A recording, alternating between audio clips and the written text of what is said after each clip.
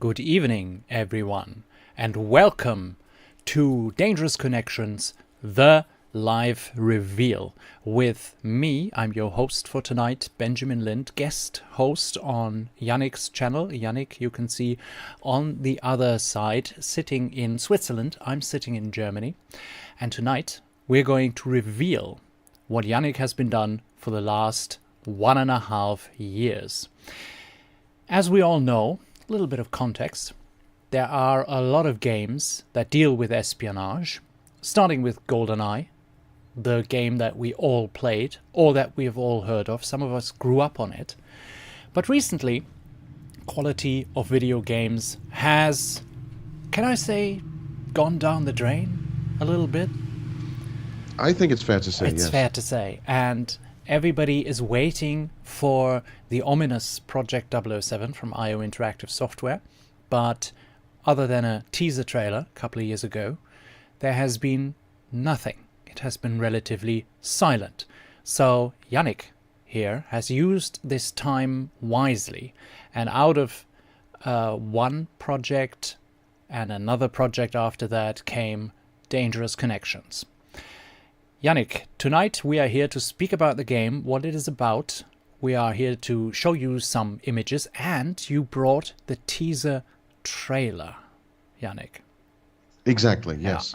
So first of all, thank you very much, Benjamin, for doing this. It's a great pleasure to have you here, and it's great you actually agreed to host this evening because, like you said, it's been in the works for 1.5 years, and this is a very special moment because when you work on something, you know it from when you work on your movies or trailers or whatever. The greatest moment is always when you can announce it, and the phase leading up to it, where you work in secrecy, is kind of you're on the safe ground. You know, not many people know about it, and so there's nothing that can really go bad. But still, you would like to get some feedback, and you would like to get the news out there, and that's what we're going to do tonight. And I'm really looking forward to that, and it's great once more to share such a moment with you in attendance and everybody at home or wherever you are watching. So thank you very much for having joined in so far. Yeah, it's my pleasure to host this evening together with you because I'm really excited to get my hands on this game. I know it will still take some time until release, not too long, but we now launch the phase where you will see more of the game in the future on Yannick's channels, on Yannick's socials, and probably on my YouTube channel as well, the Bond Bulletin. So without further ado, I think we should send people into the context of the game. Can you give us a quick summary just before we play the teaser trailer? Where is the game set? What is the backstory? Yeah, I'd love to. So the game is set in 1987. So that year has been chosen not actually at random, but it's quite.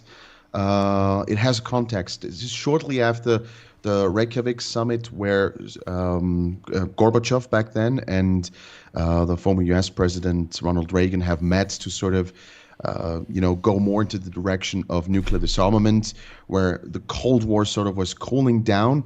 And I was always asking myself, it has been in secrecy for many years, but now it's quite a famous story. It's sold under the name "The Man Who Saved the World." It's about Stanislav Petrov, who was a Soviet officer who was in charge of a missile bunker, basically, and there was a failure one day or evening or whatever, and he had to decide, am I going to, launch the countermeasures, so rockets towards the west, or am I going to assume that what I think it is just a computer error?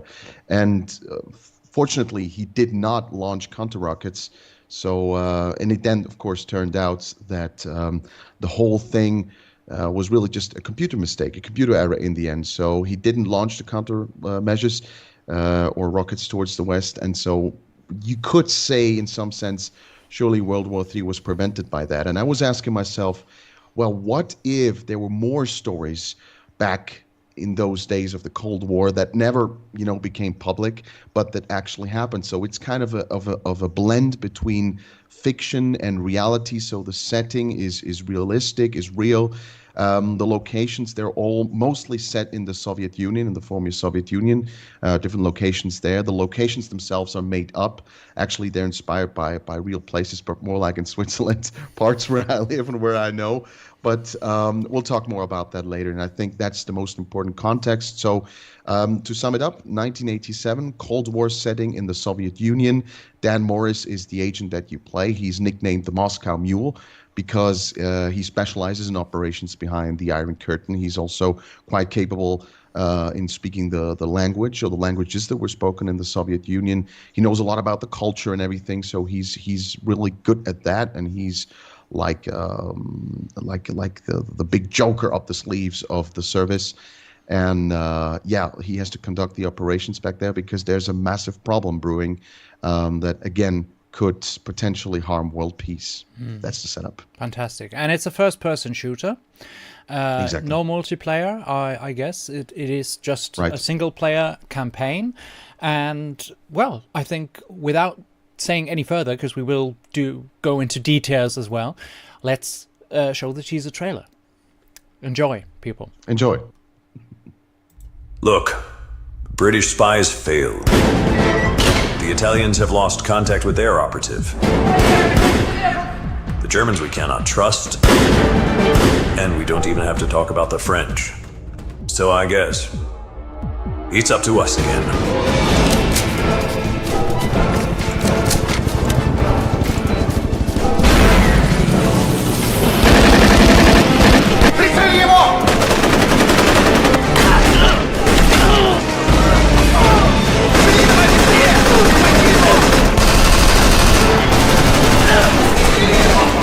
Let me get this straight. It's either him or no one.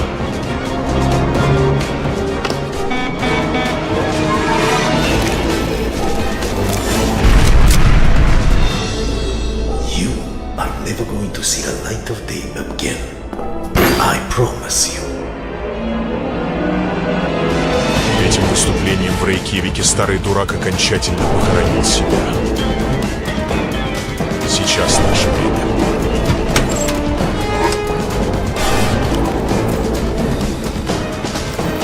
Morris, you're coming back now!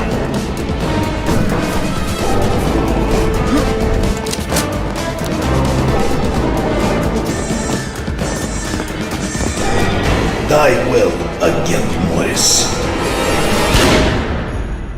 Doak? What are you doing here? Well, I had to get some job after one of your colleagues blew up the facility in Arkhangels. I better get going. Is there any way I can help you? Got one of those door decoders left? Ha ha ha. Like I've never heard that one before.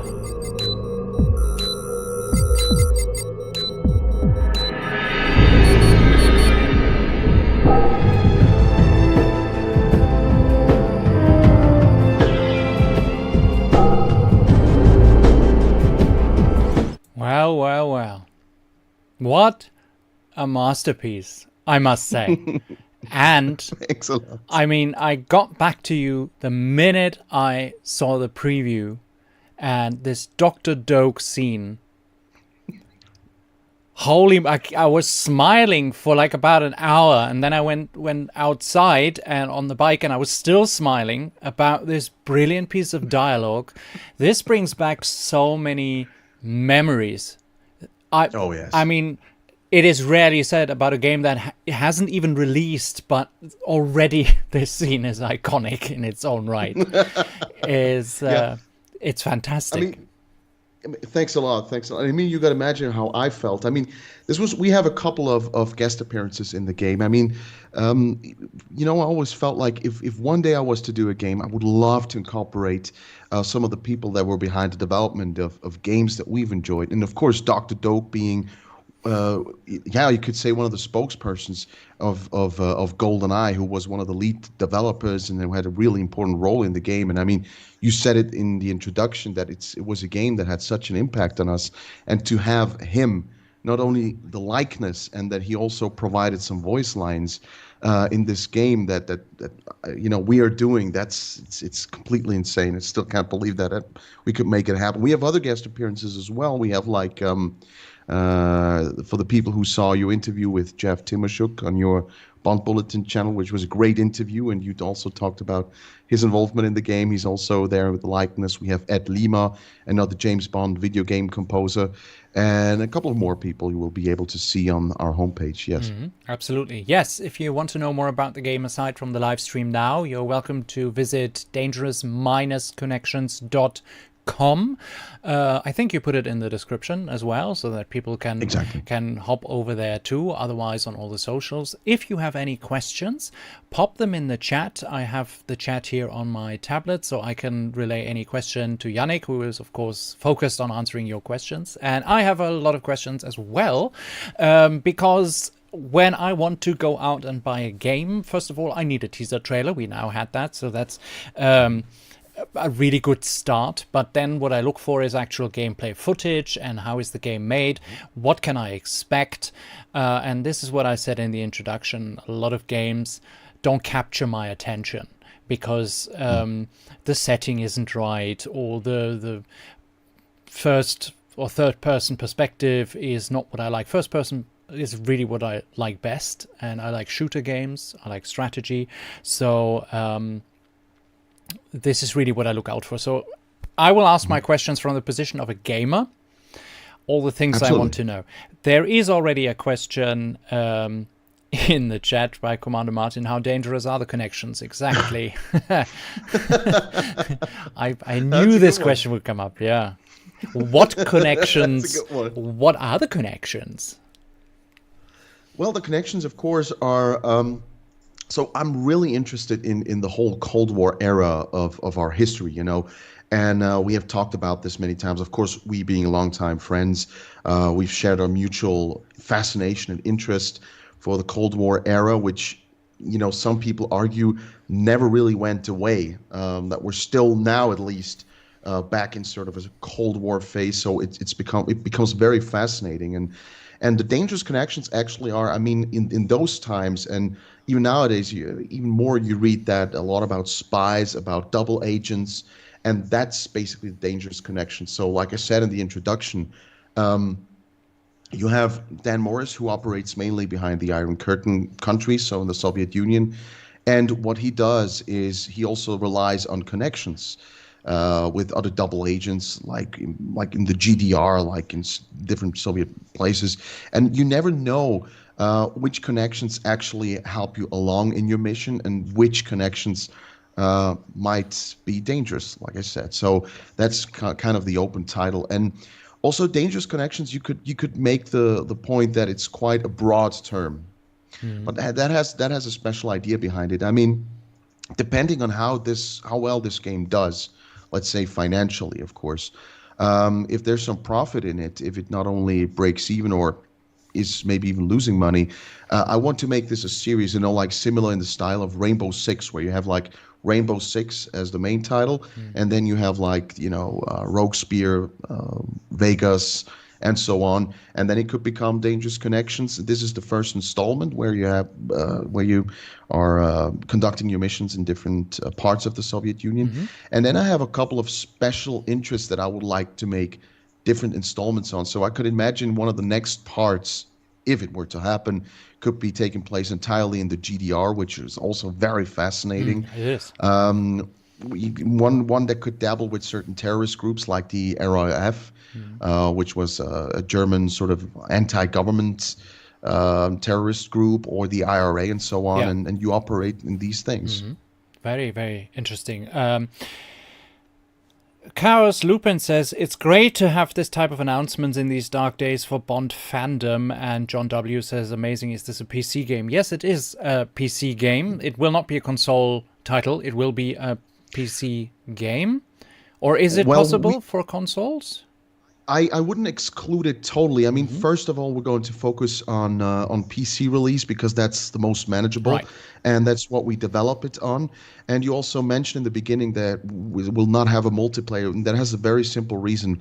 Many games these days, there were so many free-to-play multiplayer shooter games and so on, and many, like all the Call of Duties and stuff. They're all basically in the end geared more towards multiplayer, and I would say no, I want to have a game that actually tells a story, has interesting characters, and a storyline that's interesting, and a little bit of mixed missions, not just shoot your way through 15 levels, but also have some sneaking parts, some parts where you have to kind of solve riddles, where you have sniper segments and so on. So there's a lot of changement, a lot of different things that you can actually experience.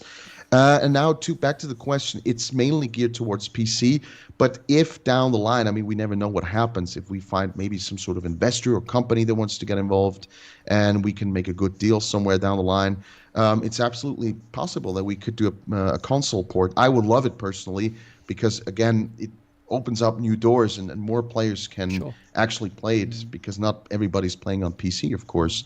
But right now, as of now, it is not planned, no. Okay. And the question, or let's say the statement, to have an announcement like this in dark days for Bond fandom, where we have no news about a new game or a new film or a new actor, indeed, to portray Bond, there is, of course, the question, how much Bond is in Dangerous Connections? Yeah? I mean, you come from Bond, I come from Bond, and the game itself, the game idea or the development process stemmed from, we have to mention it, GoldenEye 25, the game you wanted to make, but which was hit with a cease and desist order by Metro-Goldwyn-Mayer, MGM, which then resulted in Spies, the game. And out of that, which also did not happen for some reason, came Dangerous Connections. How much Bond is in there? Let's look at the main character. The main character is I told you, I don't like that, he's CIA, isn't he? Yeah, close. I mean, I after, and it's good you mentioned it, after this whole cease and desist thing, I got really wary about what to put in games and so on. So we're generally talking about IP and copyrighted stuff. So we're not going to call it CIA. That is somewhere between CIA and FBI, and it's called CIB, in Central Intelligence Bureau. Okay. Again, yeah, it's just to sort of, and also I had contact with a lawyer to sort of check what I can do, when it comes to vehicles, weapons, and so on, because I mean, let's be honest, we're in times where big companies are just out there to sue everybody, and they're just waiting for opportunities to actually get cease and desists out and sue things. And it can be a big manufacturer, it can be a small manufacturer that just does not agree with you putting their brands in your game. Of course, you don't do it officially, but there's certain ways. And I had a lawyer actually tell me where sort of to go and what to do to avoid the biggest obstacles. I mean, it could still happen at one point or the other that one vehicle or one weapon, but then we just take it out and be done with it, right? And so the main character, Dan Morris, actually thinking about it, I mean, I was really big on writing the backstories for most of the characters that are important to the storyline, at least. So, and now come to think, Dan Morris is not really, he's no Ethan Hunt, he's no Jason Bourne, and he's also himself, the personality is not much like James Bond. I mean, he's been in the service since quite a young age, and I would describe, let's put it that way, I thought, how can we make him a little bit special so he's not just like a throwaway agent, from like modern movies where you just have some agent pop up and you forget about him instantly. So I wanted to give him a couple of let's say quirks and sides to him that may be special. And then I just, for a lack of a better idea, I just put some of my quirks in him. So for instance, he was born in Baton Rouge, Louisiana, but got around much because his father was in the service. So that often happened back in those days. where soldiermen had families and they had to move around a lot. So that's also why you can't pinpoint his accent really, because he's been influenced by so many parts. But he's big on New Orleans music also. He's a big fan of Randy Newman, again a parallel to me. Yeah. And he's been in the service so long and has had so many situations that he actually isn't faced that easily. So there is a bit of the James Bond thing that comes in, maybe a bit like Roger Moore, Pierce Brosnan style. There's really not much that phases him, really. So he keeps his cool. He's very well trained. But he's not like your typical, let's say, FBI, CIA agent. So his motivation to be in the service is really to prevent wars, to prevent terrorists from being able to execute their plans. He is not big on the political thing. He's not about the whole West-East thing. He's more like, each system, so capitalism and communism, has its upsides and its downsides, and it's really about the people in the end. And that, of course, sometimes gets him into fights and little tensions with his superiors, because usually the elder superiors from those services, they're more like hardliners, the Americans, of course, we have to destroy communism and vice versa, but he does not really play into that whole thing. So he's like his own character. He's a little bit like me, but of course, much cooler. He has many more skills. He looks way better than I do, but other than that, he's a little bit like me. Well, who voices the character? Do you voice the character? Yes, I voice it myself, Okay. and that had a couple of reasons why I wanted to do that. First of all, I had a bit of acting training. I had many years because I worked in the radio for many years. I had a voice coach. I had a lot of vocal lessons, did a bit of voice acting already. And I just wanted to do this because it was like a role I always wanted to do. And of course, a little bit difficult because your own voice. I do now for 34 years. Yeah. And it's even when I saw the teaser trailer before, it's really hard because your voice doesn't match the figure. But I asked, a couple of friends and family and stuff, does this work? Because when you work in the radio for a long time, you sort of get this analytical ear, and you can say if something is working, if the acting is working and stuff like that, or if something's off, but you never like to hear yourself. Nobody does in the end, doesn't like to hear themselves on the recording. And the other reason is simply just a financial one. I mean, I had a couple of voice actors who did a couple of lines for the teaser trailer, and I have a couple of voice actors hired to do, Russian soldiers shouting and talking and all these things. And that's insanely expensive. And I mean, it can amount to like $200-$300 for 1-2-minute recordings. And now imagine doing voice lines for a whole game with grunts and little dialogue pieces and monologues and self-talk and this stuff. It becomes very expensive very quickly. So that was the second reason that I decided to do this like that. Yeah. And of course, you had to pay a lot for my character. First of all, the likeness was very expensive, and then of course that was the most expensive thing until now. Yes, and then of course my lines, which we still have to record. But I mean, you paid, so you can have them. So spoiler alert: I will be in the game as well, as many of our friends will be. You will see a lot of familiar faces if you go on the website dangerous-connections.com. There is a gallery of enemies and is it allies, or at least characters you will come in contact with? Allies, and yes. There will be some faces and names that you realize because the real life names are written under them, and you can find a link with more information about that person. And that is really a great thing you did. So it's a game that has a lot of guest appearances. Now, another question here is about the music. We will be speaking about that in a moment, because the question is if the music will have an Eric Serra-esque score. We'll go into that. We will play a piece of music, and Yannick will say something about it. So don't worry, but we still have a little bit to go until we arrive there.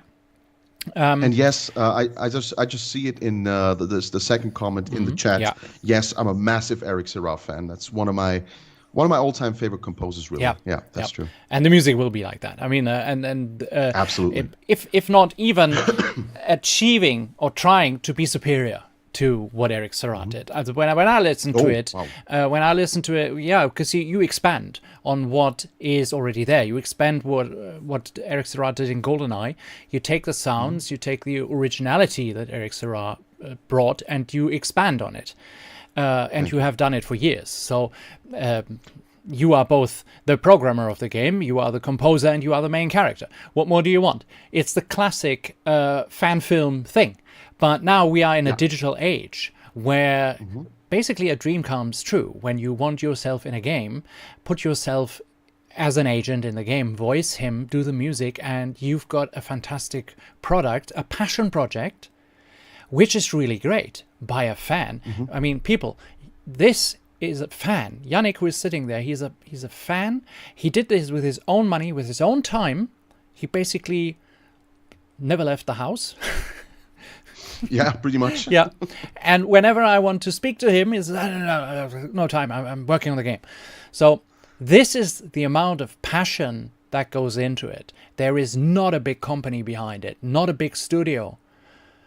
But we have some image material for you that I would like to go through. Now, first of all, we have to look at the character. I accidentally clicked on the video before, and then I saw, I think your sound is not in it. So I will say something about my observation.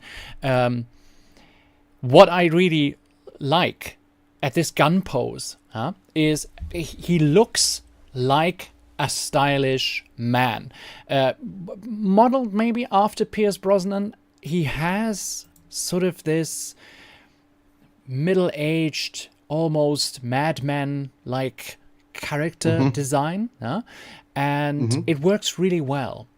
I mean, in the end, Thank you. I don't care what my main character is, as long as he is set in a good story. That is what I want as a gamer. You can sell me every protagonist in a game, as long as the setting is great, and it is something that I want to play. And exactly what you described, the Cold War era, and then being set in Russia, behind the Iron Curtain. This alone is thrilling. I mean, I had a lot of fun playing Call of Duty Cold War, but there were limits, in a way, where you could move, and it is a story-driven thing, but it is also limited by the mission objectives. It is not an open-world game. Yeah. How is Dangerous Connections built up? Is it open world, or is it more mission-driven? Can you go everywhere you want to go? So, let me just very quickly address 1-2 questions that I can really say. Dalek Enclave asked, I got a question, will the music be inspired from the 60s era mixed in some modern... No, it's not really going to be 60s. It's more going to be like mid-90s. It takes place in 1987, but it's a bit of 80s, 90s, and a little bit of David Arnold's sort of late 90s sound. So that's going to be more or less the soundscape of this, with a lot of Eric Serra stuff. Because just before we're talking about the parallels to Bond, I mean, let's not kid ourselves. It will have a lot of parallels to GoldenEye, not in terms of locations, of story, but the sound, the impression. Also, maybe if you had a close listen to the trailer, to the reveal trailer, the teaser trailer, you maybe have recognized a couple of weapon sounds, guard sounds, alarm sounds that sound familiar, of course, stemming from the Nintendo 64 game and as well as GoldenEye, the movie, because I'm really specific about sound. And I will be going in some images while you speak, so that people can actually see the game world that they can expect. Some of it is work in progress, I understand, but it is from the electronic press kit, so most of it is what you actually can expect. You, I think, see the images too, so if you want me to stop in between then and want to speak about a certain image, then please tell me. Okay. So here is a bit of the game world that you can expect. Yes. So, continue. Yeah, I interrupted you. I'm terribly sorry. No, that's no problem. Yeah, there we go. That's level 5. That's going to be taking place in a VIP prison in the mountains.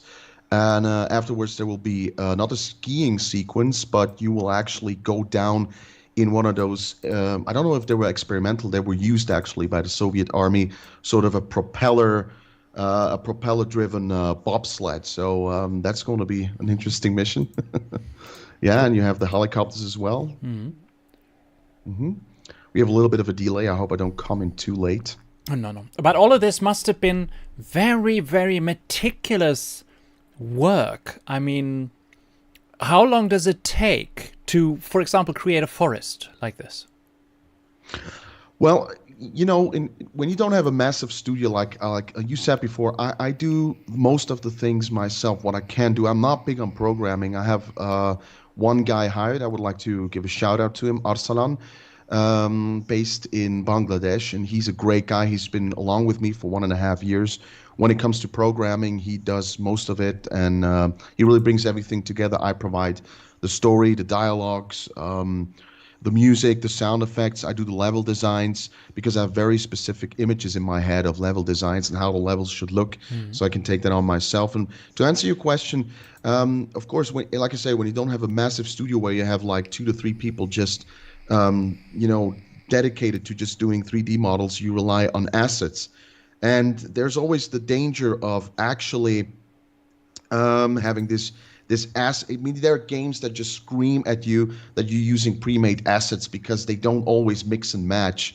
And so there you can see the engine-driven bobsleds that you're going to go down the ski slope with. And I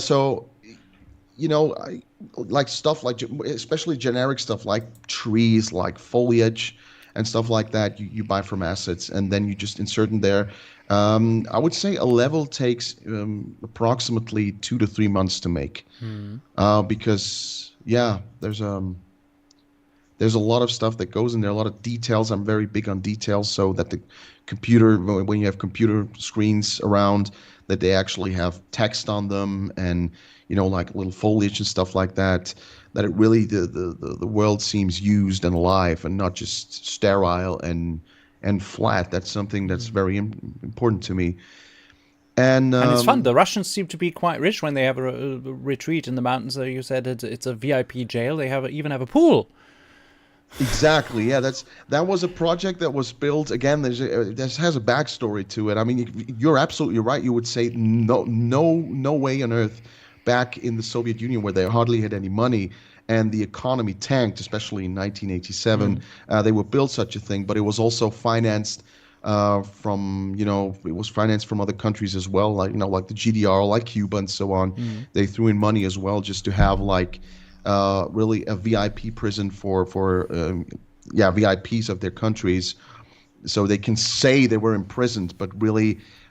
You can see it's not really prison; it's more like a retreat. Yeah, some would say. And it already has this this Bond architectural vibe, You don't quite know what it is, but and it doesn't look particularly menacing, but it's a prison, and I think some of it will happen at night. Correct? For that mission, or is it daylight? No, this isn't daylight, actually, because, like when you said in the beginning that there will be mostly locations set in the Soviet Union, the problem is you can't have 15 levels, all snow and dark and stuff. I mean, you got to have a little bit of variety in between. So that's one of the levels that just changes pace a little bit. And this is more like a sneaking level where you have to find a certain person. I don't want to give away too many plot points. And then there's also going to be a level in Cuba, set in Cuba. So again, to have a little bit of variety, not so every level is drab and dark and gray and so on. Most of them are going to be like that, but just to have a little bit of a change of pace every now and then, I've decided to throw in a couple more and that's also how the idea came about, doing this more like you say, futuristic, almost Bond's like villains lair and stuff like that, just to give a bit of variety. And it's quite it's massive. I mean, it's a big level. The level, and here we go to here's the next this is level 4 actually. This is again, well, there you go, that's level 4, and again it's very drab and dark and gray. This is where you actually will have to catch up with the enemies because they're trying to assemble an explosive device, a massive one, and this is actually the outside part where they want to assemble the bomb, and next to it there's a hidden secret laboratory. And yeah, so that's another thing. And I mean, the initial question to get back to that was, and let me just get back to the chat as well. Tomorrow Never Dies PS1 vibes with modern graphics. Yeah, thank you very much. That's great to hear. It's first-person shooter. It's only first-person. And again, you sort of started to talk about there. You can see the villains. Sorry, More like. Yeah. Put it away too. I wanted to mention the level of detail. The cars. I mean, the era cars that were typical for that. Fantastic. I mean, how do you get that? Is that a bought asset? Those are also, so you can see the trucks and both cars, they're assets, yes, because well, I can be open and honest about this. I mean, like I said, I've been working on this together with a few people working on an hourly basis for 1.5 years. And so this is really expensive, and then you have to it's just not in the budget to have these things made made from scratch by someone. And then again, you also have to think about, you have to be resourceful with the money, because this project now, I would say, has cost about 60 to 70,000, let's say dollars out of my own pocket. So really the last 1.5 years, I didn't have much money left. Sometimes the 2 last weeks of the month, there was nothing but spaghetti and rice. Wow. Just to make this happen. Yeah. And so just for all of us, just for all of us to have a couple of days of espionage game fun. I mean, we can never repay you for that. Well, we could, we could buy the game. Yeah. Yeah, sure. No, and so those are assets, and I mean they're great assets. You just have to be very careful, because there's a difference between, in some cases you find a great looking asset, but then it's high poly, and usually you don't want to have all just high poly models in the game, because that's just going to eat up too many resources of the computer. And so you want to focus on low poly models, and sometimes they don't look as good. And then sometimes when you have especially with vehicles, sometimes the inside part is modeled, sometimes not. Sometimes the wheels move and stuff like that. So you have to be careful. And again, it is quite risky to run into this trap of being too obviously just a mix and match of assets, and you want to avoid that at all costs. So I paid a lot of attention to that as well. But yeah, we have very few actual made from scratch elements. I mean, there are a couple of things, like what comes to mind is the special explosive, the experimental bomb that the game is about. That had to be a custom model, because you couldn't find anything that fits. And this is, by the way, this is level 3. This takes place at a construction site, where you have to sort of track down what is going on. And this is a sort of a front of the enemies, of course, a construction site front. Taking a little bit of inspiration from The World Is Not Enough, again, where you have sort of the same. Well, it's not really the same thing, but with the King construction thing, it's not a front, but it was sort of, my head connected that in a weird way. So I wanted to have a level similar to The World Is Not Enough in there, from the movie, if you recall, where Bond meets Electra for the first time, where they have this construction site somewhere near the forest and in open fields. Yeah, I remember. So, what would you say? What is your projected time that somebody can get through the game? Are there difficulty levels, like easy, experienced, hard, double agent? So,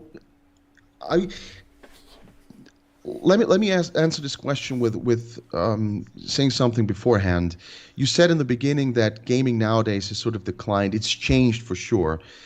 We come from another era, from a different era of gaming, and I think a lot of people in attendance in the chat and watching now are as well, where you just feel as though big gaming companies nowadays, they just want to trump themselves with graphics and sound design and stuff like that. And they sort of lost a little bit their like you said, devotion, hearts, and they lost, and it's the same with the movies, by the way, which I feel like they lack nowadays too, is just good stories, good characters, compelling settings and stuff like that. And yeah, so I wanted to bring that back. So the game is basically going to be you're being thrown into a level and now just do it yourself. Figure out where's what. You get your objectives and you have to figure out things yourself. There are also not going to be any crosshairs, health indication, ammo indication. We're going to handle that differently because what I want to do is I never want to break the immersion of the first person experience, because nowadays that happens way too much, where like many first person shooters take like the Call of Duty series as their blueprint. And you have a lot of quick time events, you have forced cutscenes, you have so many instances where the control is taken away from you, which I always feel as though it yanks you out of this immersive experience. This is, by the way, level 2 now. This is an outside part. This is the sniping part of the game, where you can see this is like in the early morning. And so it's really it goes back to this Nintendo 64 GoldenEye kind of concept, where just like I say, thrown in a level, now go figure out things yourself. And really, there's different ways you can go about a mission. So let's say level 1 you have to blow up one of the big tanks, and they're sort of they're impervious to direct bullet hits. So you have to figure out a way how to detonate them. You want to empty 2 mags of an AK-47, or do you find a more suitable way of making this happen faster? And if you find the right NPC, you will be able to talk to him, gather intel, and find out how you can actually blow up these tanks quite easily. And so that's the idea. Yeah, and yeah, you asked what's the time that it should take. I mean, I personally aim at doing about 15 levels. Yeah. And like you say, the maps are quite big and extensive. So I think maybe, I mean, if you just want to do a speed run, of course it's going to be, you can do it quickly. But if you want to actually take in the game world a bit, experience it a bit, and be immersed in that world, maybe 2, 3, 4 days. Okay. And of course, the question comes up a lot. When is the release date? So that's a little hard to say. I mean, we have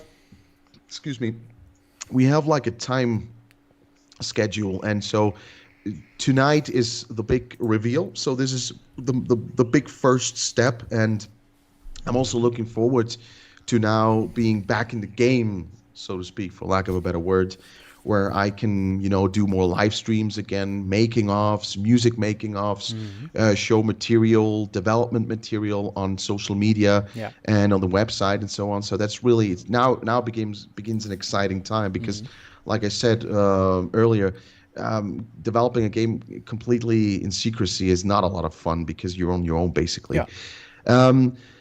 Now so where do we stand in the development process right now? We're far enough that we could assemble this reveal teaser trailer, so it runs nicely enough, and we have to do all the groundwork, of course. The music, the level design, then see that the levels are all programmed, if you will, so there's collision detection, stuff like that. Then we had to do all the animations of the player, of the NPCs, of the weapon handling, and so on. So there was a lot of that. We had to do a lot of the groundwork, so that took up most of the last 1.5 years. And now towards summer, I would say July, August, September maybe, the first playable demo should be ready of the first level. This year. And I would say, yes, exactly, where you can actually play the first level and really experience it, like I say, with music, with objectives, and with the look and graphics how they should be in the final product. And we'll have like a Q&A, a quality assurance phase then, where we go through play testing for a couple of weeks, and then after that we have all the basics done, and then we can go through the levels and do the objectives and stuff. And I would say maybe approximately 1.5 to 2.5 years is still left to go. That's a lot of waiting time. Yeah, I know, but let me assure you, I love sharing behind the scenes and stuff like that, and there will be it will go faster than you think.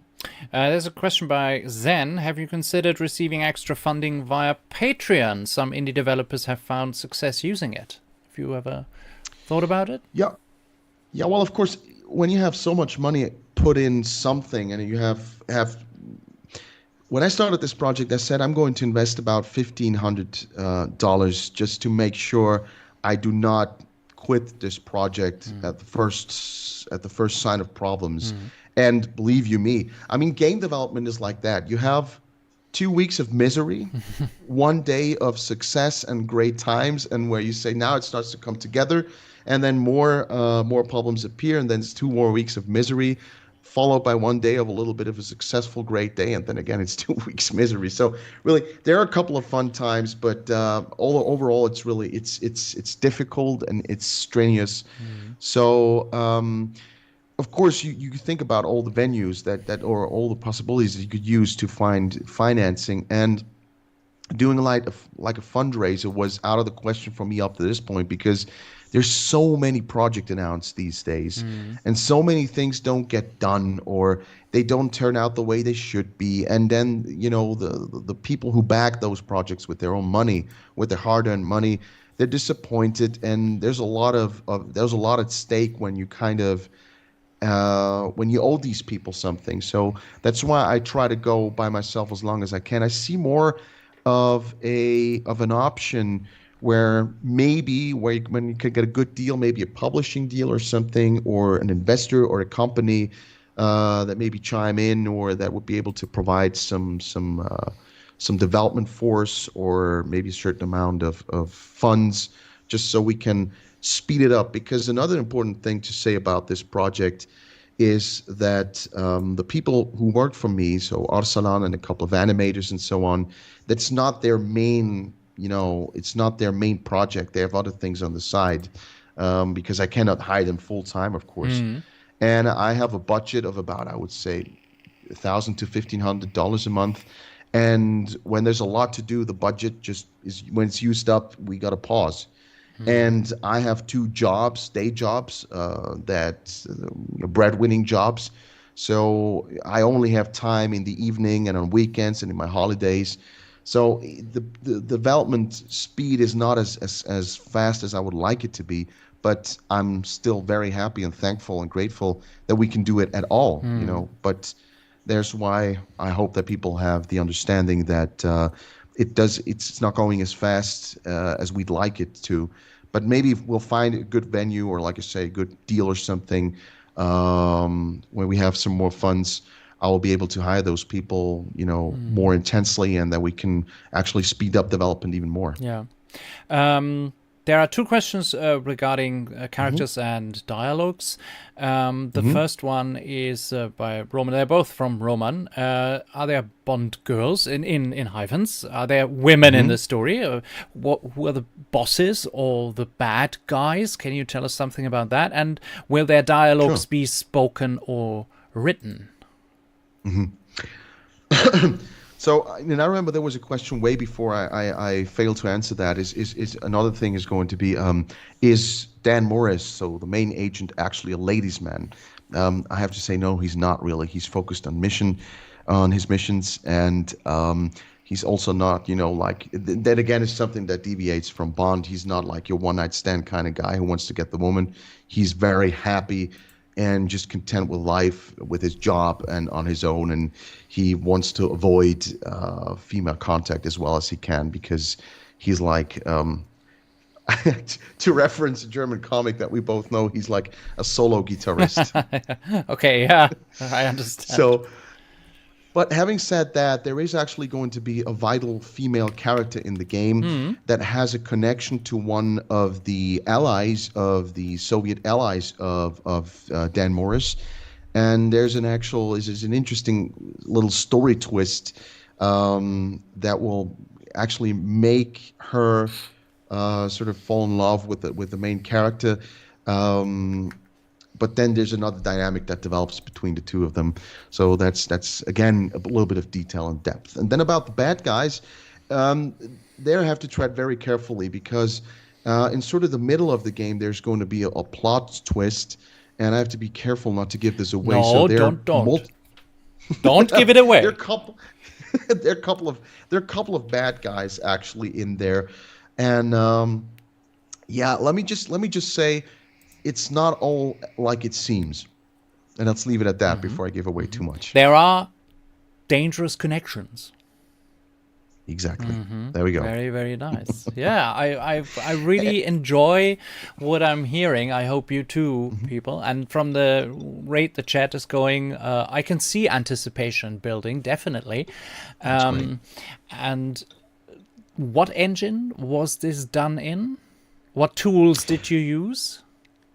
Yeah, let me just quickly, because you asked two questions. Dialogue spoken or written, they're going to be spoken. It's and there's going to be, no, don't worry. There's going to be subtitles as well because, again, to have this immersive experience, the enemies, they're going to talk the Soviet languages, so Russian and Slavic languages. And we have an example of that, don't we?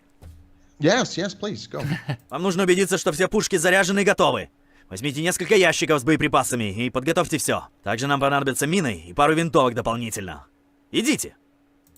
I would please need a subtitle for that. I have no idea what he just said.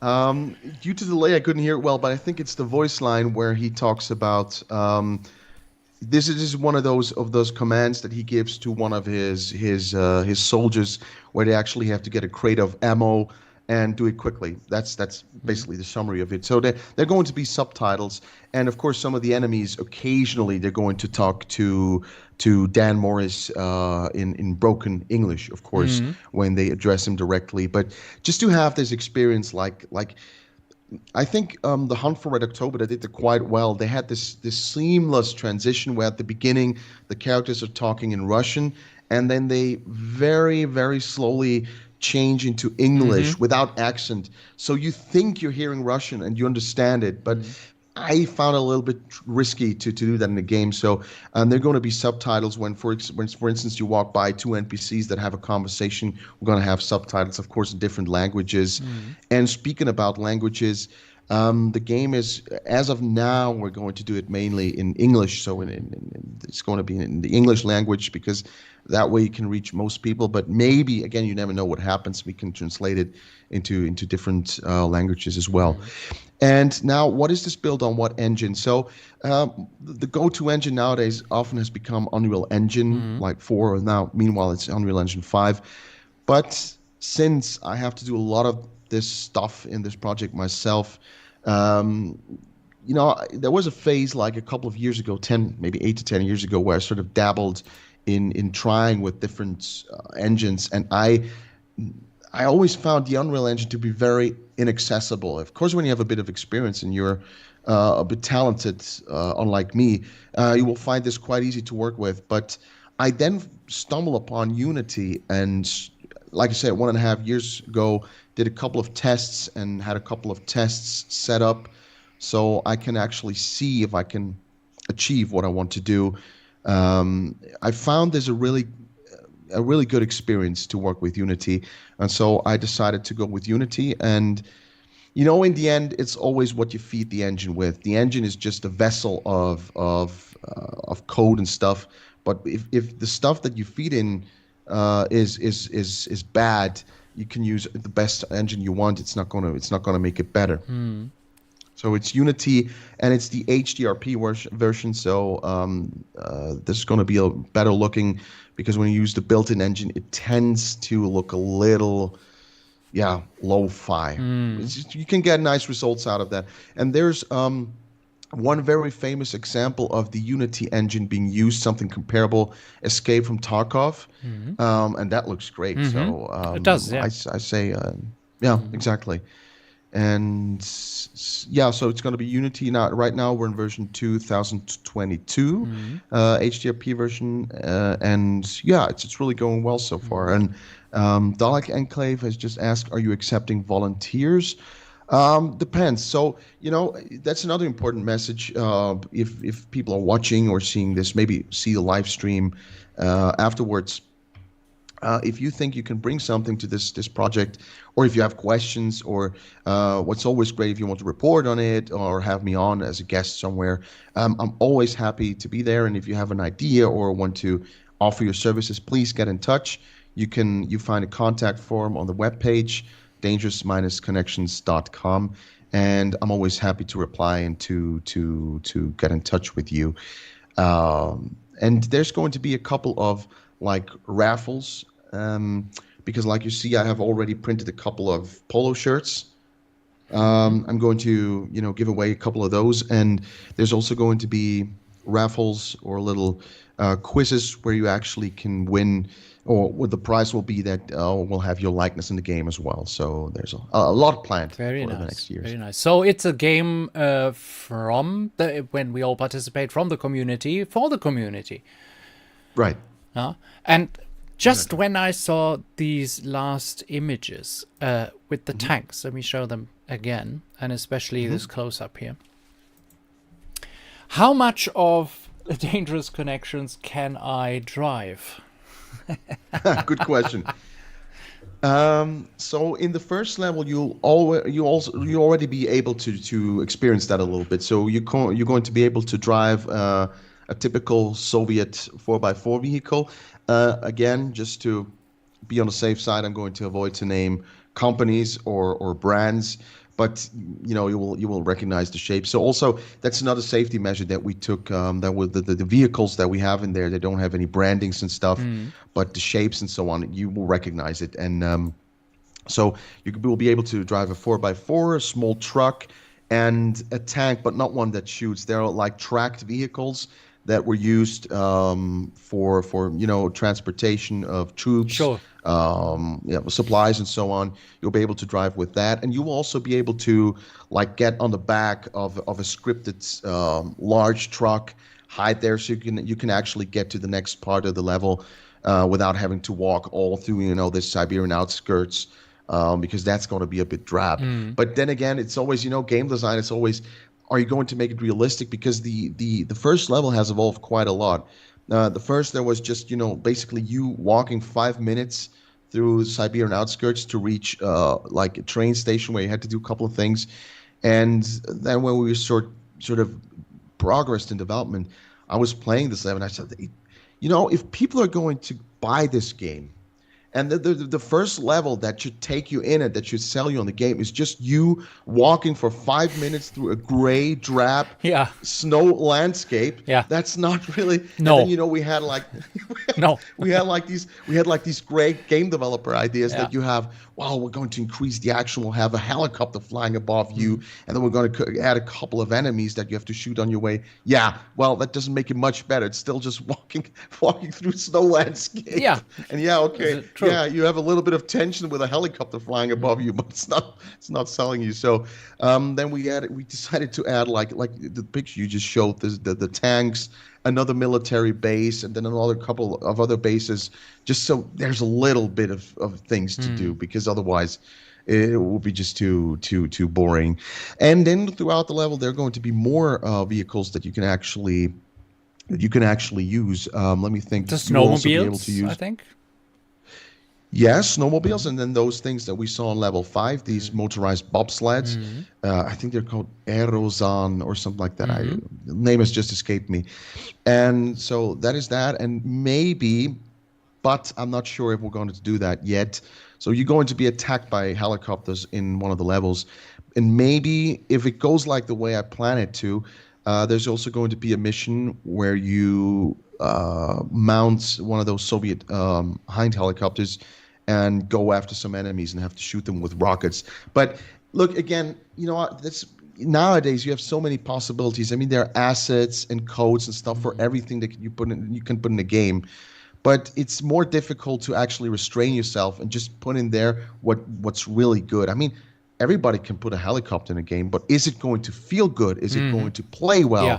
That's always the most important thing. Absolutely. And we had a couple of things You're that we tried a couple of things, and some things we just had to say no. It would be a cool feature, but it doesn't work. It doesn't feel right. Yeah. So let's strip away.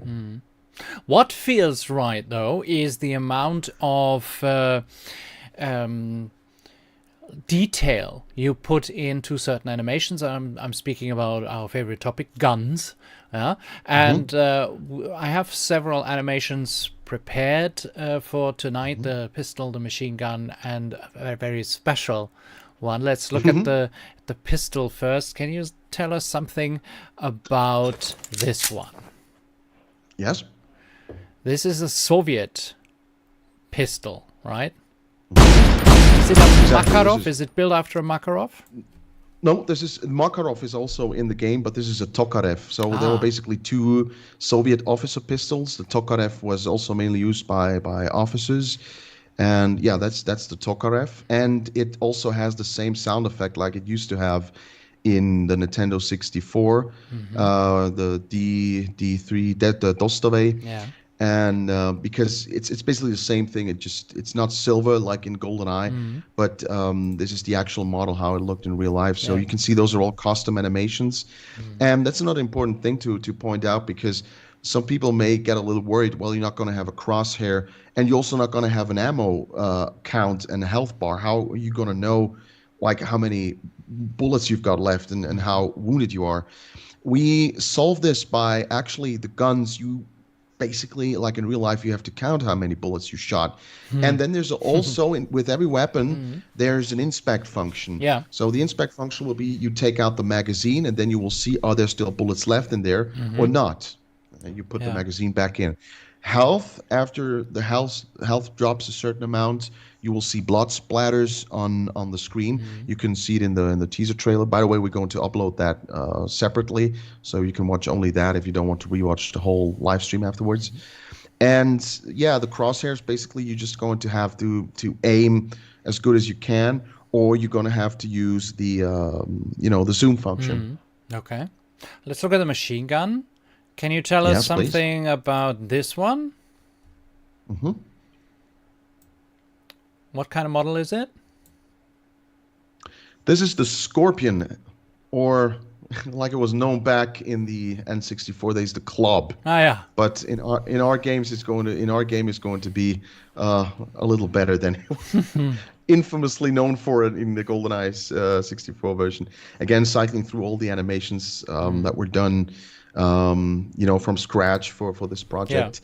The running animations and everything. It looks like quite lo-fi here because this was the render setting that were used rendering the animation cycles. But that's going to be one of the weapons. Again, one of those more like Eastern Bloc weapons that you will have in the game. But you will also have a couple of weapons that you will take along with you to the mission. So like the stuff that was famous back then. Like talking about like MP5, like Styog, M16s, FAMAS, and so on. So there's also going to be that.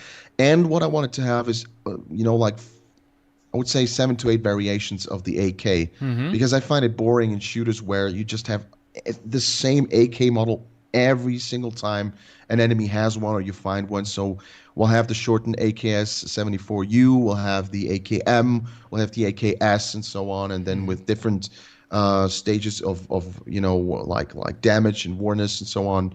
So yeah, that's going to be the main inventory. You also got the sniper rifles, grenades, and so on. So the standard arsenal. So definitely weapons experts and military historians would go, nice.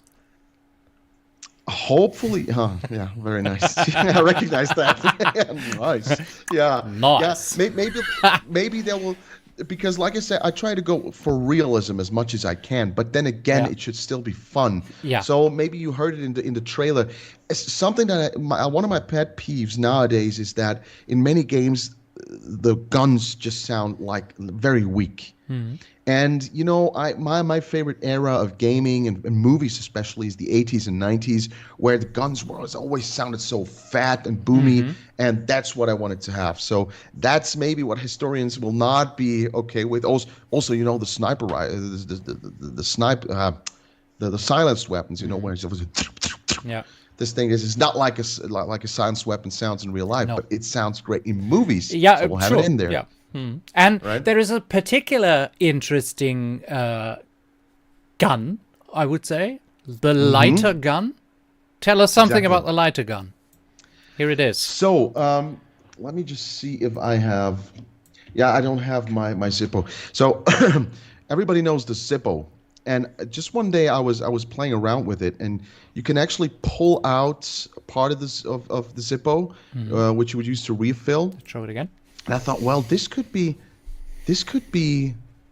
a concealed gun, where you sort of pull out you can see there, pull out the part, then the lid becomes like the grip, and there's actually a bullet stored in there. So it's a one-shot only gun, and then you have this little metal piece that's like kind of the spring to the lid, and this becomes like the trigger.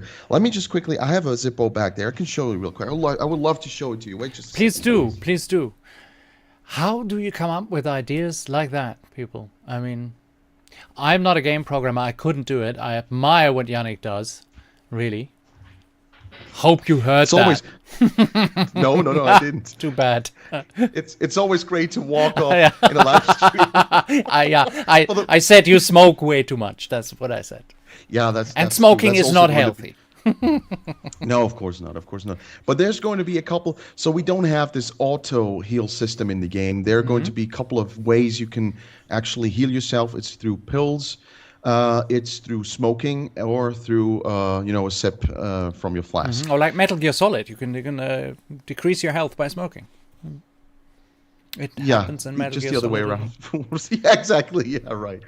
So you have the Zippo. So one day I was just playing around with this when I was kind of bored, and I was just, when you open it like that and you can see like this, and it almost already looks like a concealed gun. And then usually you would pull this out to refill it. And I would just say, what if this would be a special issue concealed weapon? And you just pull it out a little bit, and then it almost becomes like, conceptually like a golden gun. You don't assemble it, but you have the trigger here, you have the grip here, and this is the gun, and you would sort of hold it like this, and then you would go pang, one shot only, put it back together and be gone with it. I can really imagine you standing outside at work, having a cigarette break, and just mumbling to yourself, surrounded by colleagues, mumbling to yourself, "Wow, this would be a fantastic gun.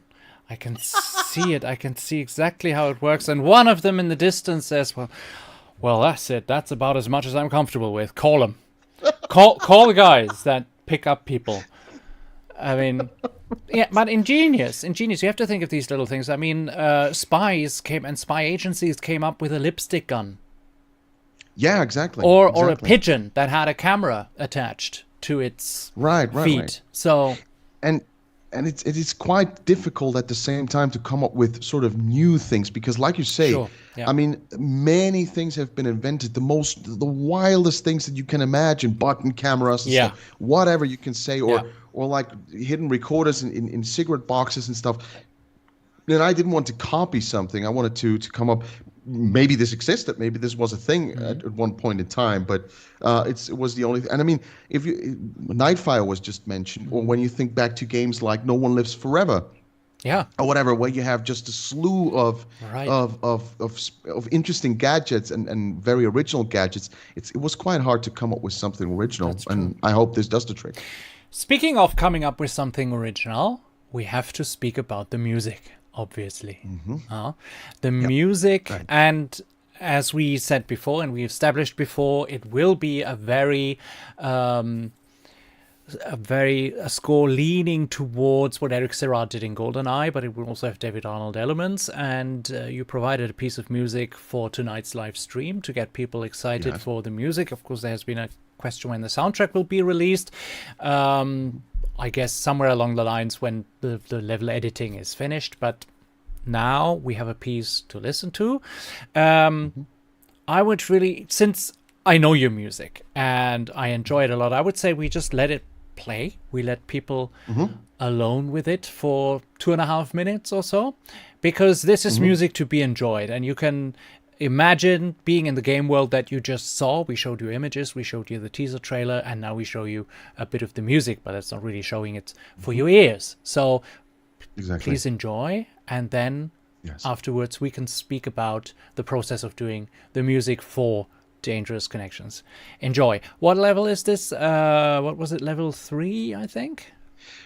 No, I think this is one of the cues from level 1. So they're going to be again the bunker with a very dynamic music system that adapts to wherever you are, whatever you do. It's also linked to triggers, so they're going to be stingers linked to triggers, and there's going to be just a lot of that. And some of the levels, they will have music like pumping throughout. Some of the levels will only have little highlights, and then when it gets to the action part, then there's the music going through.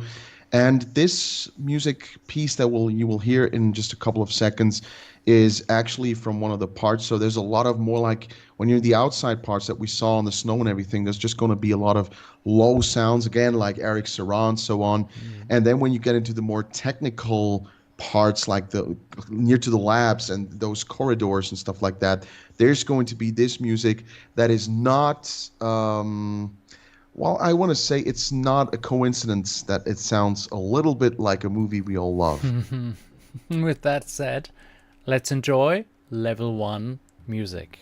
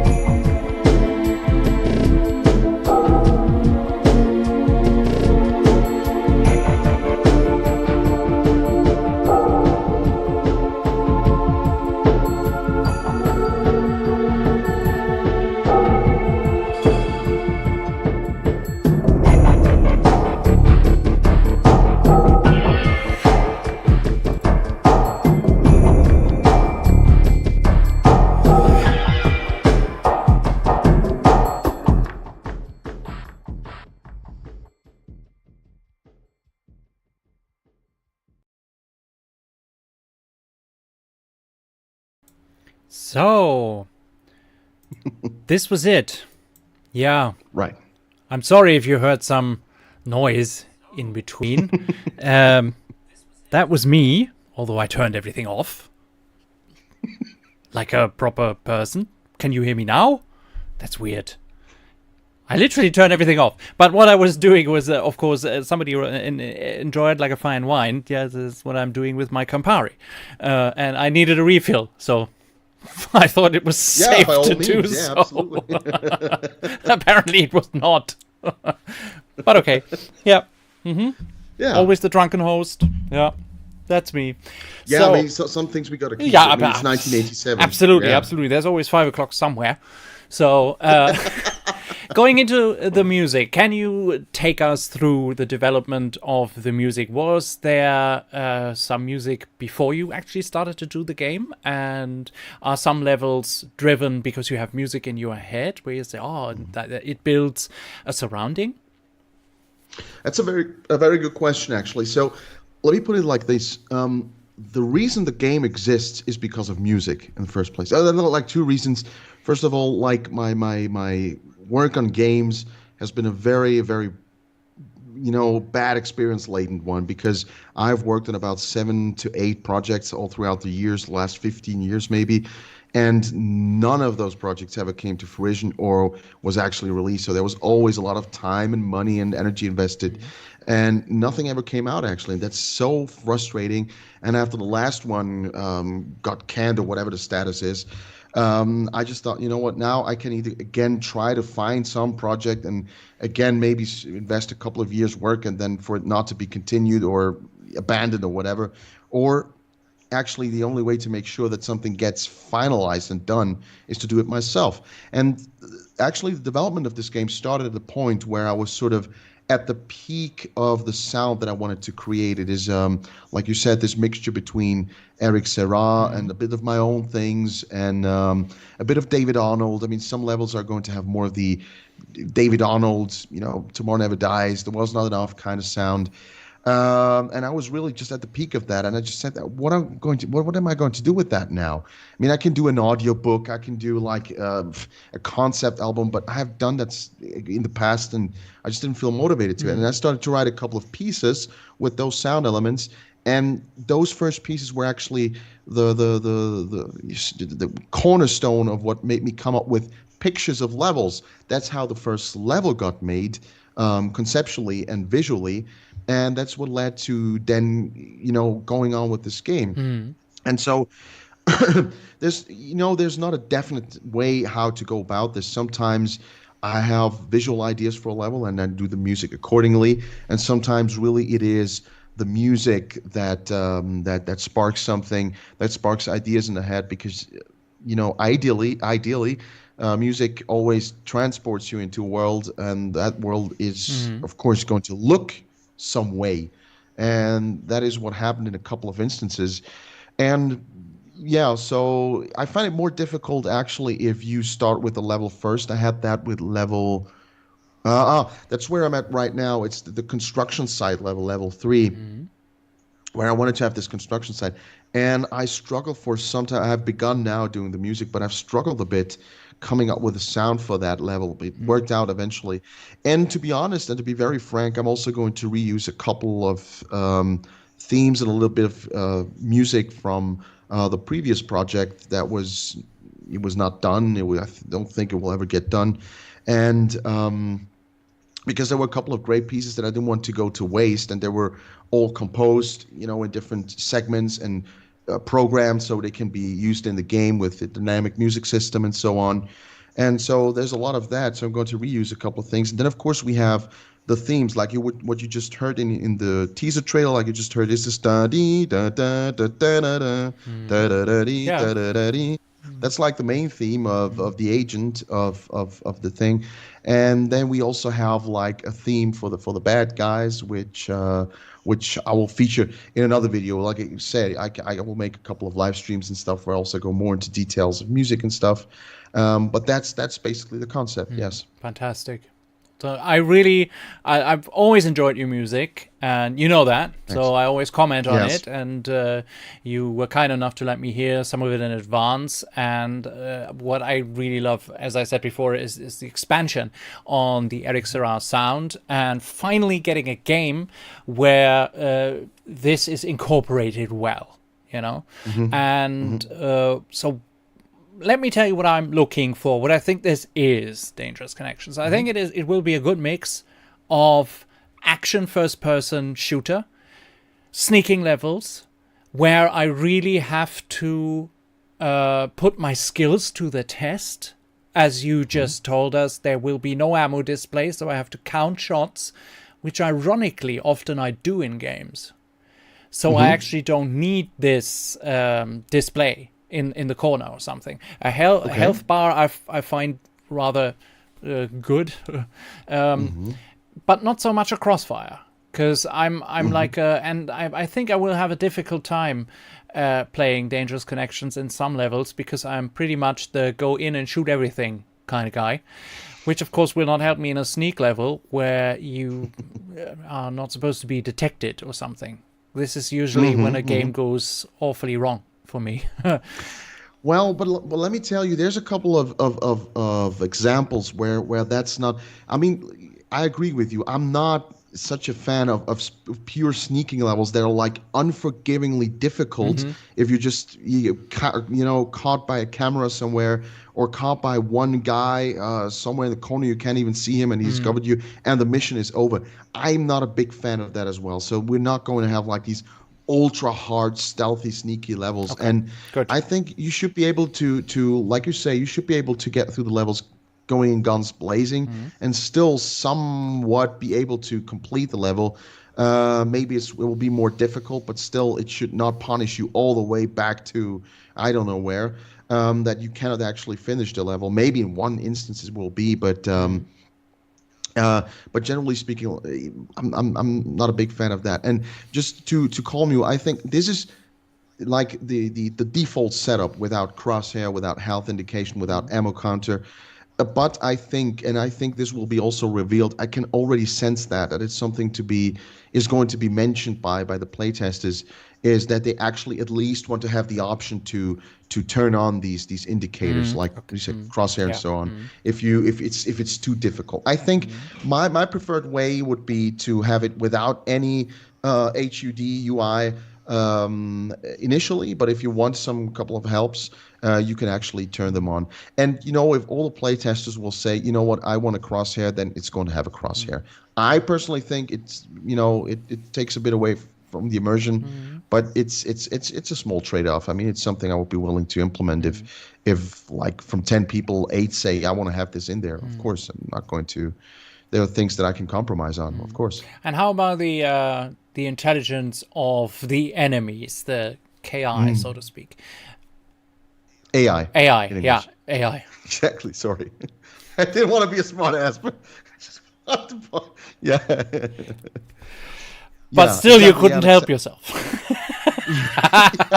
That's if I can correct you once in English, I just want to take the chance. and it was going through my head. What is the right one? Oh, yeah. No, I'm known for bollocking stuff. No, we're here to help out each other. Come on. I know.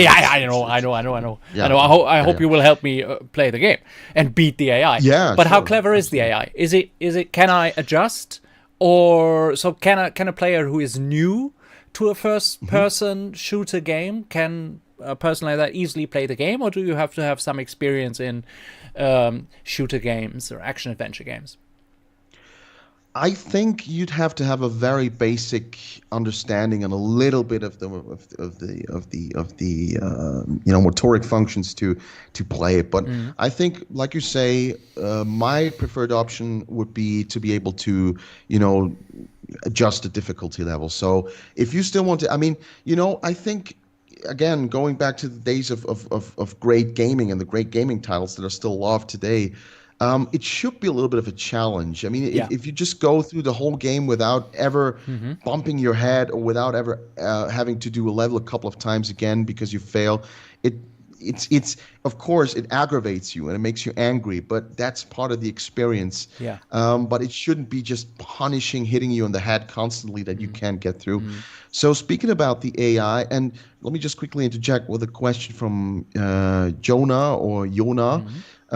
It could be an accessibility option. Exactly, yeah, that we can set that up. The AI at the moment, I mean, we have tested a couple of assets that provide AI functions, and there are a couple of great assets out there nowadays that allow you to set up NPCs and to like patrolling, like sound detection and so on. But ironically, just when we started to recording footage for the teaser trailer, which was just a couple of days ago, it was really a very close call to get it done for tonight. Arsalan, who is one of my collaborators, he sent me like a couple of test movies or recordings that I could use for the trailer. And I said, "Are you serious? What is the problem all of a sudden? The enemies are plain dumb. I mean, half of them were aiming when you came into a room. Half of them were aiming up to the ceiling. Sometimes they were just running around. Sometimes they took like 5 seconds to detect you." And I said, "This is insane. We cannot show people this. It's Russia. This is going to be." No, but I mean, the problem is, I mean, I follow a lot of these gaming channels and game review channels and so on, and something that is very often pointed out and that a lot of gamers are unforgiving about is bad AI. Yeah. I mean, I remember back in That's the days why I asked. Yeah. Yeah, it's a good question. It's a very good point. Because I remember back in the days where we uploaded footage from Spies Don't Die or GoldenEye 25, where clearly it was stated that this is in development. Still, so many comments were about the AI, and so I just said this, and so that's one of the topics where we have to get back to the beginning and just figure out another way, or maybe hire someone that does custom AI programming, or find a better asset, because right now, if you were to jump in the game, the AI would be absolutely ridiculous, so. And also, there's a the asset that we use at the moment is very limited capabilities in terms of implementing animations. So also the animations of enemies running around, wielding their guns and so on, they don't look as good as I want them to do yet. I mean, in the end, let's be honest, we don't have a AAA studio, we don't have a AAA budget, so we're trying to do our best, and we really trying to cut the corners where it doesn't matter really, or where you can forgive it. But we're trying to make it look as AAA as we can. But maybe on the technical side, if not over the next couple of months, years, there's going to be some sort of miracle happening. This will not have maybe the visual quality of a AAA game, but we hope to make up for it, like you say, with a good storyline, interesting levels, interesting characters. So we build more on that, the heart and soul, because the opposite is not good either, because we talked about it before. Many game developers these days, massive companies, $1 million budgets, but still the games are mediocre at best. Absolutely. And in the last, if I say the last 5 years or 6 years, I played 3 AAA games. Out of all the ones that were released. The rest I was not interested in. Were they first-person shooters? Mixed. First person, third person, action, adventure, open world. And the only games I enjoyed really immensely and were an immersive experience were Red Dead Redemption 2 and Call of Duty Black War, because I liked the setting. I wanted this Cold War setting. Yeah. But it didn't take me long to finish it. So it wasn't particularly hard. But still, I liked the visuals. I liked the story. It was all okay, but it was over too fast. That is my and the replay value. Yeah, exactly. It's like that's the point. It's like I don't know, 0.something%. Red Dead Redemption. I could brush on my computer now, and I could play the whole night through. I would find something fun to do, even if I start at the beginning and play it again, because I like the story. Right. I like the visuals. I like all the hundreds and thousands of things you can do in this game. But I don't need it. I don't need to do hundreds of thousands of things in a game. But at least, please, tell me a good story. Have good characters and a replay value. So that I think, okay, I could do this differently, or I could approach the mission like that. I can go all guns blazing, and then I try it another way. Is the outcome different? Do I have another experience, another, I don't know, immersive experience? And I'm a person who likes to look at game design. I walk around and I frequently get killed because I look at trees, or, oh, look at that, how nice that is, or there's a bunny running through the snow, that's bong, headshot. That's it happens to me. Yeah. And I think you raise a very good point. So there are two things. First of all, let me raise a question, please, and guys in the chat, please write me your opinion too. I feel as though I've heard this being brought up more and more in the last couple of months and years, that games just get too big for their own good. I've experienced that myself. I was a massive fan of the GTA series, for instance, especially the Vice City and San Andreas days. But the problem is nowadays, let's say with GTA 5, I've never even bothered to start it because it just seemed so overwhelming and big, and I don't know what. Red Dead Redemption, of course, is very big too, and stuff like Uncharted. But I hear more and more player voices that say, you know what, games get too big. I don't want to invest half a year or years of my life playing the same game. I want to have a certain runtime. I want to be able to play for a couple of days, maybe a couple of weeks at the most. But then I want to also play other things. So if one game just takes up all my time and never gets done, really, that's not for the best either. And the opposite is, like you say, the Call of Duty series for me has become like the blueprint for many FPS games, not to the best. Because like you say, I enjoyed Modern Warfare 2, but like you say, you can feel, going through these levels, you can feel the design, this is like a tube design. You cannot go left and right. You have to follow this certain path. Yeah. And within this path, there are 3 to 4 scripted sequences that happen, and it's always the same. You cannot go another route. You cannot do things differently. So really, you played once. It is a decent experience, although I feel I was fairly entertained with Modern Warfare 1 and 2, but now with hindsight, I have to say it's more like an interactive cutscene, the whole game. Yeah. So yeah, I'm not too big on that. But again, replay values like really it's nil, and that's something, for instance, Hitman does way better because you have so many ways to go about something that you can replay 20 times. Absolutely, yeah. Right. And I played all of them as well, and I'm not really good at it. The Hitman, I'm rubbish at playing Hitman. Really, I am. Because I'm the all guns blazing type. And that doesn't help you in a mission where you sneakily have to... I mean, it works in places, but sneakily going in somewhere and just assassinating somebody with poison or with a wire or whatever. This is more the style that the game wants of you. That's what they want you to do. But of course, I run around and just headshot people. And then try to escape. So that it takes away all the fun of the game. But as long as I have 20 minutes of fun and see, I'm running away with a gun and I leave a complete mess behind that some poor cleaner has to clean up. Right. Even civilians. So, I mean, Hitman is when I come out of a Hitman level, you will never recognize that level again. the makers would say, "Oh, that's not why we built it."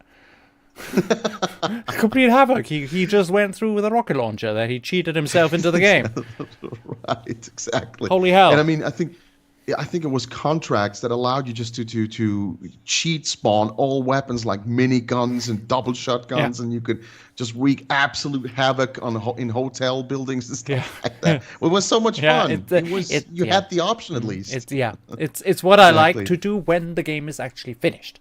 So when I have nothing to do left, when I really in recent years I tried to really approach games more serious in a more serious way and play them the way they envisaged me to play it. And after that, I wreak havoc.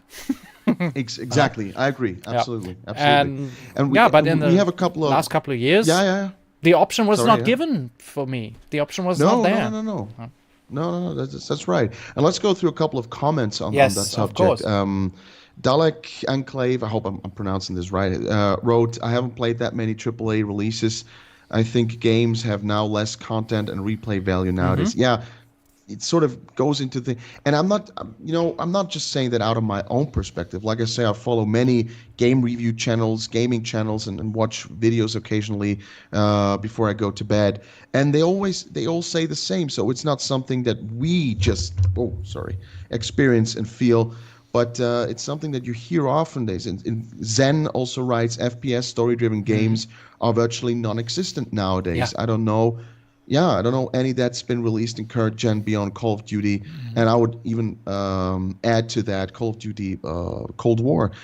That's right. I mean, it's a foolproof concept, but nobody does it anymore. I don't get it. Yeah, absolutely. I mean, yeah. And then we have the storyline in the current COD games got worse after Black Ops 3. Yeah. again, I feel as though in Call of Duty games, starting with Modern Warfare, you could always tell. I mean, it was always critiqued for its weak storyline that's practically non-existent, and you can feel that the story behind it is not actually a fleshed-out story. It's more like a couple of missions connected together, and they sort of made it work so it comes together to somewhat of a story. But really asking you now, what is Call of Duty Modern Warfare about? What was the plot? No idea. Yeah. Something about a rocket and a Russian guy, but I can't remember any of it. No, I even forgot the details of Cold War. But what I just Dalek and Clave also said, I heard Cold War is okay at best in its single player. I would second that. I only play single player. I never play multiplayer because I die too often. Other players are just better than I am.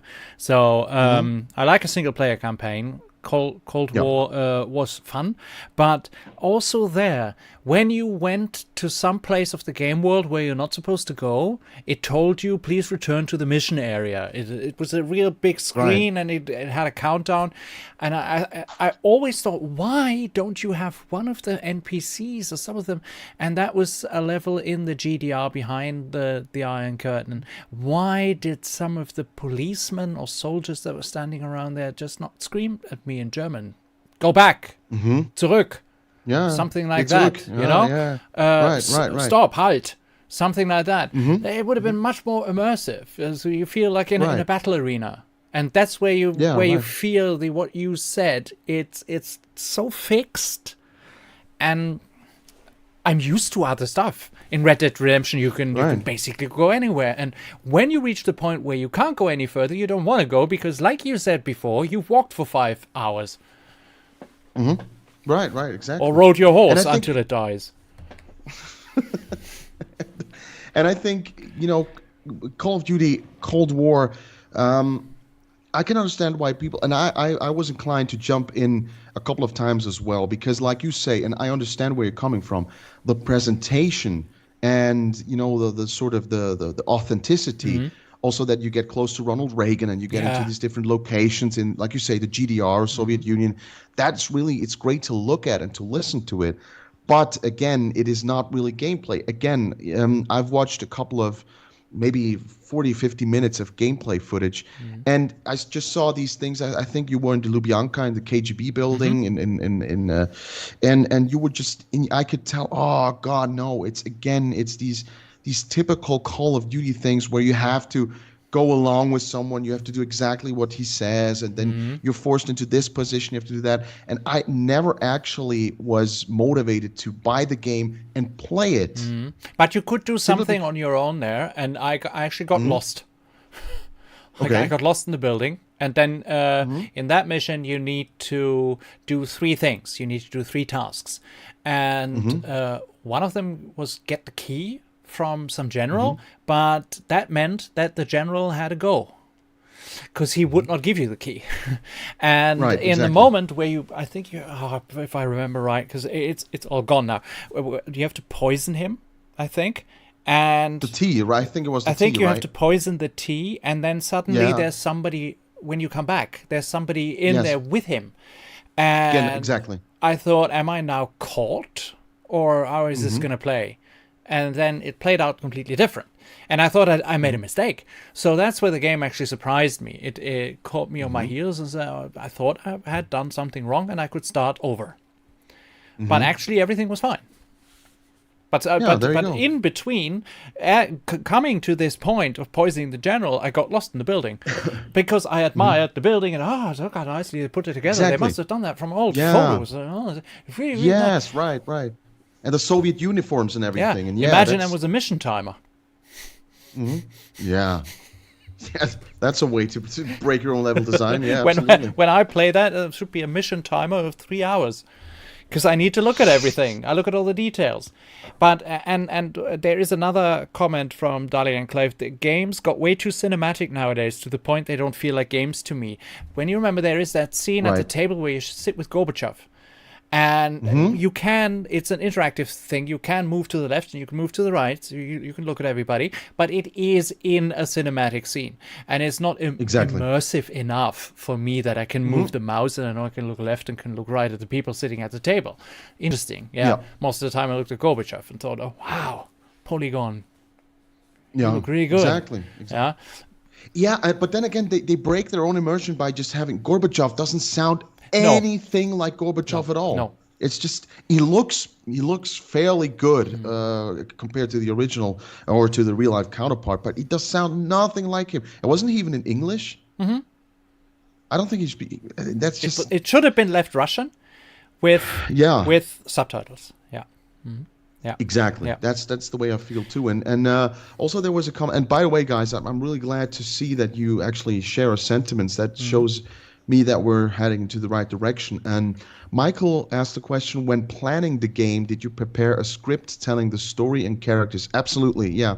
So it sort of goes a little bit into that what I said just a moment before, that the game was actually sparked by my devastation of yet another project that was canned or paused or whatever, and also the music that sparked it. But after that, I got into writing the story and the characters right after that. So generally, I would say in 95% of the cases, the levels are made according to the story, so not the other way around. There was one thing that was a funny story. I changed one level where one of the henchmen of the bad guy actually flees.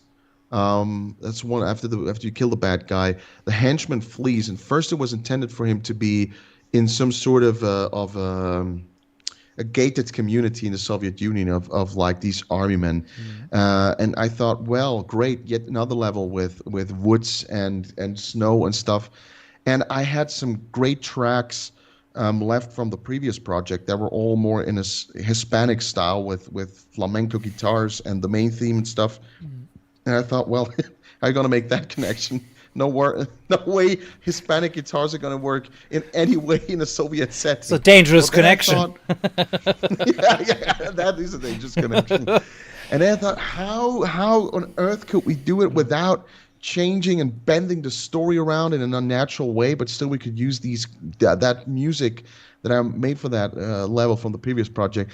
Then I said, well, now there we have the solution. What if he does not flee to sort of the gated community somewhere, in Siberia, but what if he actually flees to a brother country, Cuba, which was also communistic? Yeah. So yeah, that was a solution. That's but good. No, usually it follows the script, and the story and the characters are more important than the other way around, because I think it's always it's not for the best if you do the levels and try to adapt the story, because then it gets a mess. Then it gets messy, because then you're left with these pieces, and it feels like that as well. It doesn't feel like one coherent story. It feels like many things forced together, like in Call of Duty, where it's then just it feels patched and fabricated, as opposed to an organic sort of story that unfolds and that you have to go along with. And I think the real gamer in us all will appreciate and say, I see what you did there. And just like Jonah said, it's not all about graphics, it's about style. You can have very dated graphics, but have a really well thought out style and still deliver a great presentation and make your games stand out. And I think this is what you're going for here. I mean, I wouldn't call the graphics dated, because what I saw looks very much on par with what we have today in the gaming world. Sure, some of it might be missing, or some people would say, well, you can do better. But yeah, okay.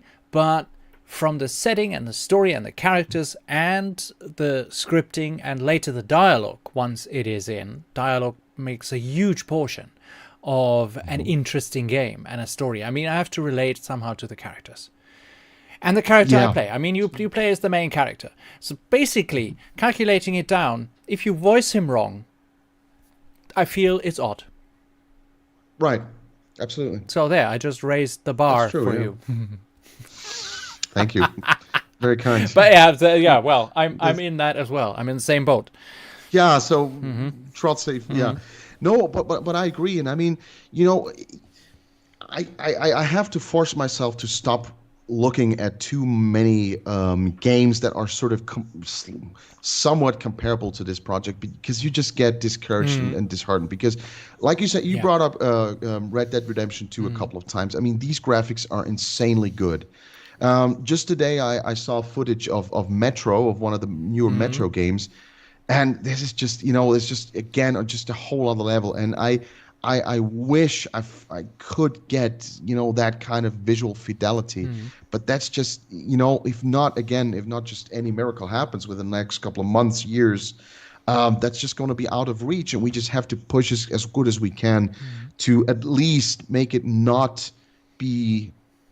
I mean, there are two things. If graphics get too good, that's not always the best case. I saw some stuff from GTA 6, which has insane graphics and animations and stuff. Yeah. But the closer you get to reality, the less forgiving it is. If you have such super high quality graphics, it becomes very unforgiving, because you notice every little detail that's off. So I kind of even prefer a little more like gamey visuals, but it should not be. It should be well enough that it does not yank you out of the game. It should not be, this looks fake, or this looks bad.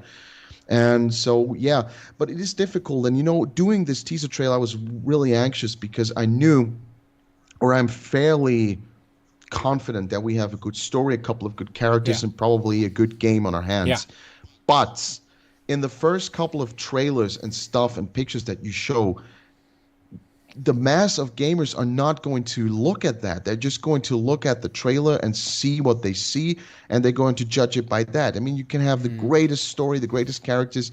If the game does not visually sell, absolutely, that was the problem. Yeah, and I mean, that was what was. Look at Metal Gear Solid. Just picking it out of the box, Snake Eater. It has dated graphics by today's standards now. It is a PS2 game. Of course, it has been remastered in HD, but still the graphics look dated. But it is a game with an insanely high replay value. Insanely high. Because it has the same setting. It is in the 60s. A lot of it is off when I play it, but I have a lot of fun playing it. There we go. And maybe that's exactly the thing that nowadays gets lost as well. Yeah. It was when games had edges, and they had their quirks, and they had their, even if it was a technical imperfection, it was something that was made it stand out, and that made it memorable. Yeah. Like you say. And I mean, of course, Metal Gear Solid has become one of those juggernauts as absolutely. Well. So yeah, and absolutely, the case is made. Jonah just wrote, he put dated in air quotes. But he doesn't think the game looks dated, but I wouldn't say no clarification needed, because it was not. I did not think that's what you meant. But there are games that look dated but still have a high replay value and are very enjoyable, or games that generally. Sacrifice great graphics for a great story. Exactly. Not even a great story, but maybe a scare. Look at Slender Man. The graphics are forgettable. I mean, I don't know. Yeah. But the scare effect was there. Now, I mean, they built on it, they expanded it. But when the game came out, this was scary stuff. But the graphics were. That's true. I mean, those were 2-dimensional trees, I think. Yes, right.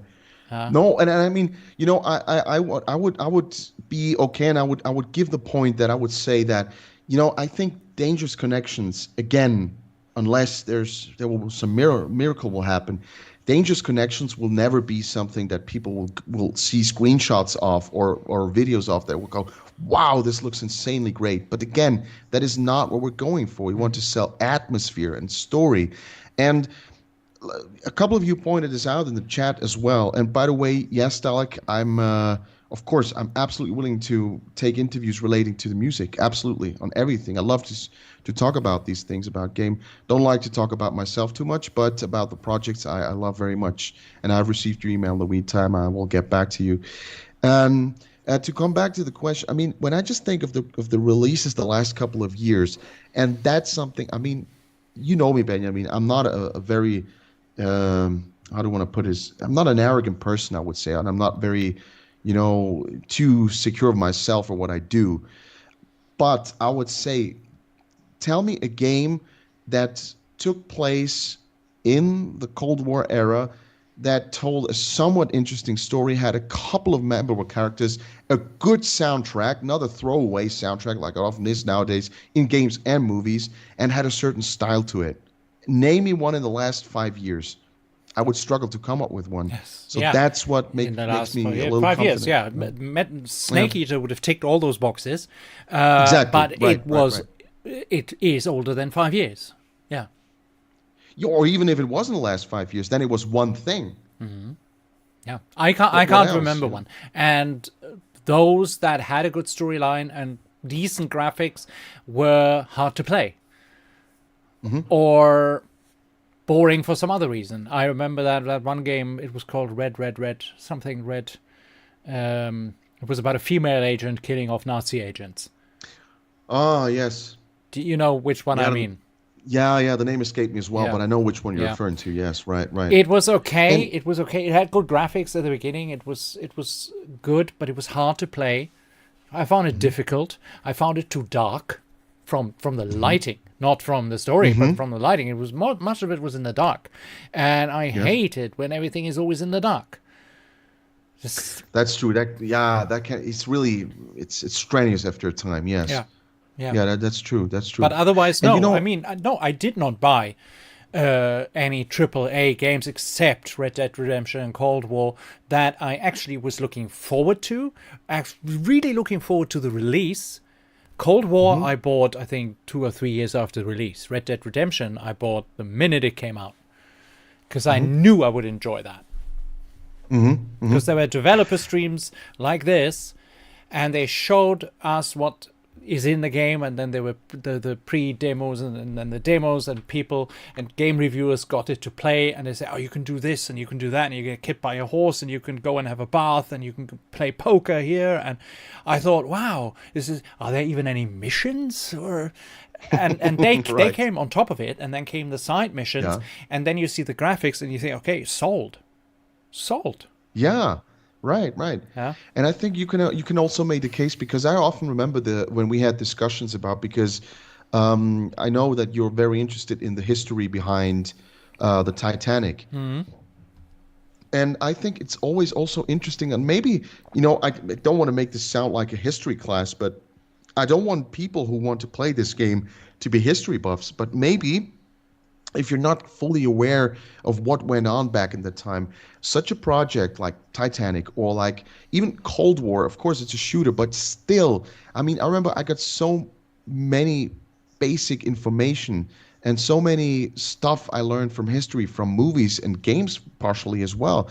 So why not have a bit of that as well? So, you get a little bit of a covered history lesson. When you play this game, you get the reference to the Reykjavik summits. You see where you stand in a time. You know what went on in late 80s in the Cold War with the 2 blocks and so on. You hear a couple of historic names being thrown around, and I think that can be a little bit of an advantage too. So maybe you don't know the whole biography of Gorbachev, but you knew in what situation he was in, what went on. Again, Reykjavik, what happened there, which was very important in historic context. And that can be an interesting aspect as well. Absolutely. Yeah. And I like these things. I like that really when a game, there are some games that are out in the open historical. They were like Versailles was a game like that, and basically you did not have to do anything. You just had to walk around, and you could see the king, and you could see the castle, you could see the gardens. And I always wondered, what is this game actually about? Do I have to do something? But it was just for historical references, and you learned about places like Versailles, and you learned about the king and things like that. Exactly. But I think in Dangerous Connections, you will be able to see the tension behind enemy lines, the tension between East and West, which was always there, and we are now back at that. So the Cold War never ended, actually. Exactly, yeah. It was simmering, but there will always be a Cold War between East and West, because we're so fundamentally different. Yes, right. Not exactly. not like in the 80s, but we see things differently. I mean, when you look, and I don't want this to be political, but when you look at Russia today and people who live in Russia, it would be difficult to get into a conversation with them about what is right and what is wrong in politics. It is very difficult. And you know what? That's also, and I mean, this is really delicate to talk about nowadays always. with the political climate. Yeah. But I just want to say that's also why I wanted the main character, Dan Morris, to be sort of a more open-minded character, because of course the 80s and even the times before the Cold War, they were very much dictated by indoctrination on both sides a bit, and. When you look what happened after the Cold War officially ended, or let's say when the Soviet Union fell and so on, until now, it's maybe for us in the West, it's very easy to say, the bad Russians and the good West, but maybe things are a little more difficult than that, because I mean, there are kind of different opinions out there about that. That also, of course. I mean, there's no way of explaining what's going on nowadays, and there's no way to rectify it, or to argue for it. But also, I mean, what the political West has done the last 30, 40 years, maybe was also not everything was the best for world peace. True. So Yeah. that's why I wanted to have the main character to be sort of not indoctrinated, but more open-minded, and maybe also a bit in understanding of both cultures, actually, because in the end, you could also make a point that this is also a bit of a culture war. Absolutely. Right. Yeah. Okay, we're approaching 2 hours. So, Yes. and we've covered pretty much everything. We covered the Yes. plot, the story. We went a bit into historical context, showed you some images, the teaser trailer, which I think, should we put it again in there at the end? I would love to see it again. I would love to. would love to see Guys, it again. you want to see it again? You want to see it again? Yeah. Please just quickly write your opinion. I mean, I think Yeah. we're going to do it anyway, Yeah. because why not? Yeah, It would absolutely. be great. And even if it's just for this Dr. Doak moment that I so love, it is so fantastic. So thank you, everyone, for being with us tonight for the reveal of Dangerous Connections, a game that is still in development. And you see now, the chat explodes. Everybody wants to see it again. Sure, I never saw it. Okay, we put it in again. Yannick will keep you informed about the progress and the game, the development on his channel. I'm just a guest host tonight, but if you like to visit my channel, I am the Bond Bulletin, when you want to brush up on your James Bond knowledge or whatever you like, you will find most of it in my channel. There's also a podcast where Yannick is sometimes a guest too. We speak about Bond music and things like that. And much of the music in my channel is by Maestro Yannick. And our other podcast is in German. I doubt any one of you will understand it, which is bad because it's so funny. But if you want to have me back again, certainly in the demo phase of the game, I will certainly play the game as a demo and will give you my thoughts and insights. And I think then another live stream would be appropriate. But in the meantime, Yannick will entertain you himself. And maybe I'm back sometime in the future. Thank you, everyone, for watching. And I want to. Go ahead. Benjamin, I want to thank you too very much for doing this. I want to thank all you guys for having taken the time to tune in. We're all busy nowadays, so it's not it's not taken for granted that you took out 2 hours of your time to attend this. And Benjamin, again, thank you very much for you having been here and having done that, and all the support and all the things that you did for this channel and for me. And I can just again point people into the direction of your channel, which is a lot of great content, a lot of great stuff on there. And I love to have you back. Absolutely. Thank you. My pleasure. So, people, here is the teaser trailer. Enjoy and have a great weekend. Look, British spies failed. The Italians have lost contact with their operative. The Germans we cannot trust. And we don't even have to talk about the French. So I guess it's up to us again.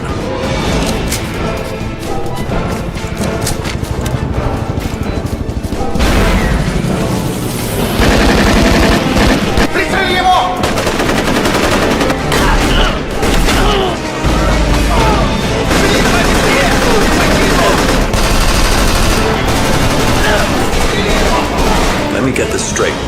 It's either him or no one.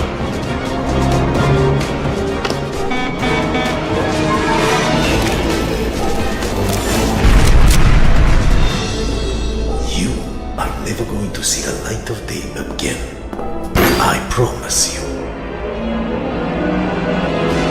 Этим выступлением в Рейкьявике старый дурак окончательно похоронил себя. Сейчас наше время.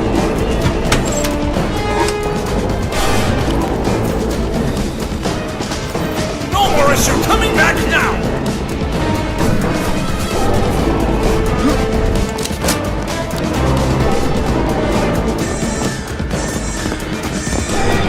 Die well, Agent Morris. Doak? What are you doing here? Well, I had to get some job after one of your colleagues blew up the facility in Archangels. I better get going. Is there any way I can help you? Got one of those door decoders left?